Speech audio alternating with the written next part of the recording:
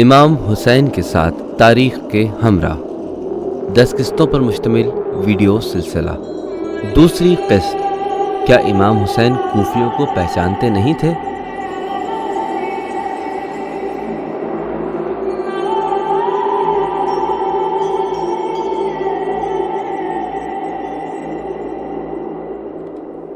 عشق کے میدان میں عقل ہمت ہار بیٹھتی ہے اور خدا سے ہر طرح کی محبت دین ہے۔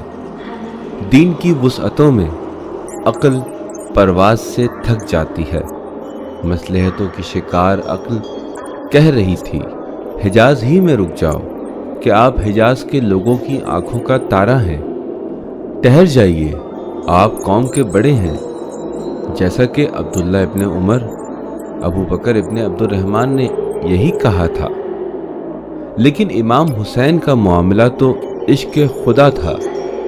امام جو عشق کی چار دیواری کے پاسبان اور اس کی عظمت کا نشان تھے، جواب دیا، کوئی پسند کرے یا نہ کرے، وہ مجھے قتل کر دیں گے۔ اگر میں اللہ کے حرم سے ایک بالش فاصلے پر مارا جاؤں تو میرے لیے ایک بالش قریب مارے جانے سے بہتر ہے۔ عاقبت کی فکر کرنے والی عقل کہہ رہی تھی، کوفے نہ جائیے، قتل کر دیے جائیں گے۔ عمر ابن علی اور ام سلمہ نے یہی کہا تھا۔ امام حسین نجات کی کشتی تھے، وہ بیٹھ کر خطوں کی پکار کا نظارہ نہیں کر سکتے تھے۔ حساب و کتاب لگانے والی عقل نے کہا، یمن چلے جائیے، وہاں آپ کے والد کے چاہنے والے بہت ہیں۔ کوفے نہ جائیے کہ وہاں کے لوگ وعدہ وفا کرنے میں سست ہیں، جیسا کہ محمد حنفیہ اور عبداللہ ابن عباس نے دل سوزانہ تاکید کی تھی۔ امام حسین کا سینہ سمندر کے متلاطم پانی جیسا تھا، اس پانی پر ماضی کی گرد نہیں بیٹھ سکتی تھی۔ امام حسین معاف کرنے والے ہیں، تلافی کا موقع دیتے ہیں۔ امام حسین امتحان کا سنہری موقع تھے، عشق کرنے کا لمحہ، لغزشوں سے پاکیزگی کا وقت تھے۔ امام حسین جو کوفے کی طرف رخ کیے ہوئے تھے، کوفیوں نے خود بلایا تھا۔ ہزاروں خطوط لکھے تھے، ہزاروں لوگوں نے جناب مسلم بن عقیل سے بیعت کی تھی۔ امام حسین کس طرح ہزاروں کو چھوڑ کر یمن چلے جاتے؟ امام حسین سرمایہ افتخار ہیں، جب تک انہیں نہ چاہیں آپ کی طرف نہیں آئیں گے۔ یمن نے امام حسین کو نہیں بلایا تھا، نہیں چاہا تھا۔ وہ تمام لوگ جو امام حسین سے چھپ گئے اور فرار کر گئے کہتے تھے، ہم ان سے محبت کرتے ہیں۔ ان کے دل میں امام حسین کے لیے ہمدردی تھی، اور وہ سب بھی مسلمان تھے، شاید مسلمانی کو نہیں جانتے تھے۔ انہوں نے اطاعت کرنا نہیں سیکھی تھی اور تسلیم ہونے سے ناواقف تھے۔ شاید وہ امتحان بھول گئے تھے، اور شاید وہ صرف عشق تھا جو انہیں یاد نہیں رہا تھا۔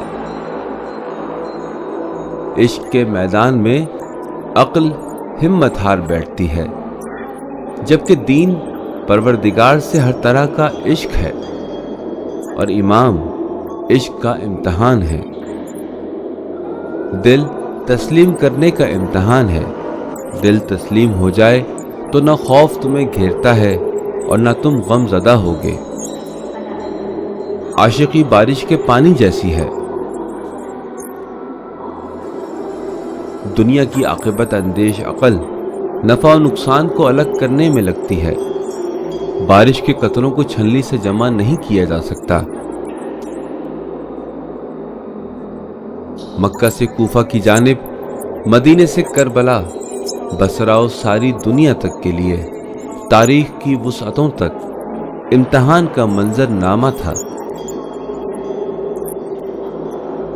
ایک ایسا منظر جہاں روشنیاں ابھی تک جل رہی ہیں اور ہم اس کے کردار ہیں۔ بارش برس رہی ہے اور ہم چھتری لیے گزر رہے ہیں۔ مدینے سے کربلا تک بارش کا پاک و تازہ پانی تھا کہ جو بند مٹھیوں سے گر رہا تھا اور صحرا کو سیراب کر رہا تھا۔